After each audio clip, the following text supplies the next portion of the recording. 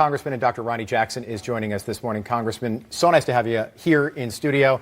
Nice to see you christening our Wake Up America couch. Thank you. I appreciate it. It's an honor to be here. Yeah, it's great to have you. You and 14 other Republicans are now calling on President Biden to take a routine cognitive test so the American people, who you say have the right to know what the results of this test are, so they know the cognitive health of the president. Tell us about this. Well, absolutely. I've been saying this even when President Biden, then candidate Biden, was running for office, that I thought there were some significant issues going on.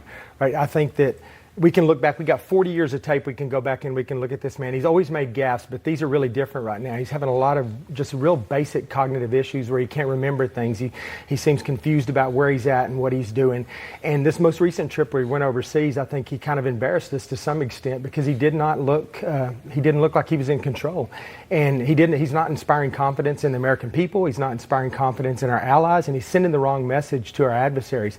So I think that it's time that the American people get an objective assessment of what his cognitive capabilities really are, and that starts with a cognitive screening test, just like the one that I administered when I was President Trump's physician. So President Trump did take this test? Absolutely. And he scored well? He scored 30 out of 30 on the test. It's a screening test looking for early cognitive decline. He scored 30 out of 30 on it. And he's the first president to ever do it. We did it because the far left, the liberal media, and academic medicine was jumping up and down demanding that he have this test, that he get a physical exam with a cognitive test of some sort. So we did it. We submitted. President Trump willingly did it. And that new standard has been set now. That's the precedent. Yeah. And President Biden needs to follow his lead. As has happened, by the way, historically. A sitting president will establish a new standard, and then that standard becomes the norm. What sort of questions are on these cognitive examinations?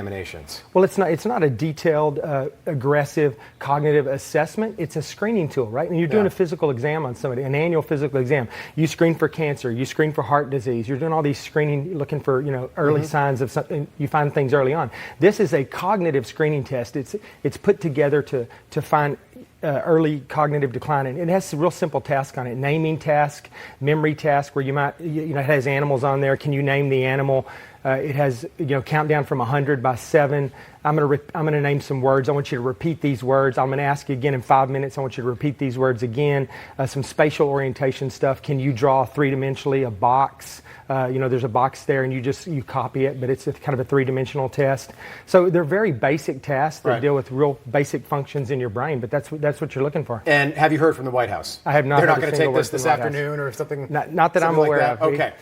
So you said June is National Brain Awareness Month, by the way. So I think the timing here is very good. 1 in 3 seniors dies with Alzheimer's or some form of dementia. Joe Biden's a 78-year-old man. Now, I want to be very clear. We're not saying that Joe Biden has Alzheimer's or dementia. That's something that a cognitive test like this could give us some sort of inclination if he was struggling mentally. But what you wrote and what 13 other members have signed on to as well is that this is about the American people. They have the right to know, and there have been examples of the president sort of losing his way and losing his train of thought. Is that, and you're a doctor, you were in the White House for more than 10 years, is that a symptom? Is that something that we see generally and when dementia is in its early stages? Absolutely. That's exactly what we see. And we look at this, I'm not making a diagnosis with President Biden. I'm not his physician. I didn't take care of him from a medical standpoint when I was in the White House. But like I said, you don't have to be a physician to see something's going on here. So yeah, that is the kind of stuff we look for. And he's a special case because he's 78 years old. He's the oldest president we've ever had. He's older than Reagan was when Reagan left office now. And he's still got over 3 years left. So I think those are the issues. Plus, it's open source documented. Even during the campaign, they talked about it, that early on he'd had 2 aneurysms, and one of them resulted in a hemorrhagic stroke. So he's already had some issues where he's had some potentially a little bit of brain damage that could be manifesting itself now that he's older. Let me play you a soundbite. This is Joe Biden. He's introducing his Secretary of Defense, and he just, it seems by the way I see it, that he forgets Lloyd Austin's name. And I know you reference this, but take a listen, and then we'll get some reaction. I want to thank you both, and I want to thank the former general. I keep calling him general, but the guy who runs that outfit over there. I want to make sure we thank the secretary for all he's done to try to implement what we've just talked about. Okay, so he's known Lloyd Austin for over 20 years. Right. It seems like he forgets his name there. Now, we all forget things, but when you saw that, what did you think as a physician? Well, I thought it was concerning. I think a lot of people did. And it looked like he not only forgot the defense secretary's name, but he forgot the name of the Pentagon. Right. That's just not normal. I mean, so I think that it raised a lot of red flags. I think that's just continued. I think these things are going to continue to get worse. He's working in a very protected environment right now. They're only rolling him out on certain days where I think he has good days. They're giving him pre-screened questions from the press, telling him who to call on, giving him talking points for each of the questions. And even then, he's struggling to look like he has any level. Was that exposed last week in Switzerland? Absolutely. As well? I think it was exposed. He was exposed on a world stage, which is unfortunate for us. We're being tested every day. The Biden administration is by Russia, by China, by Iran. And we are not inspiring the confidence in our allies, and we're sending the wrong message, like I said, to our adversaries.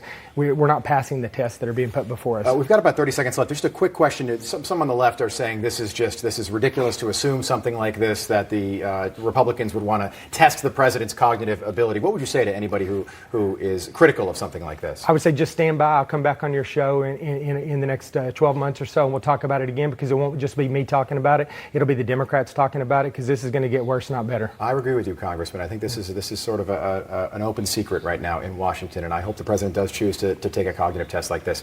Congressman Ronny Jackson, so nice seeing you again. Thanks so much for coming on with us this morning. Thank you. Appreciate it. Appreciate it.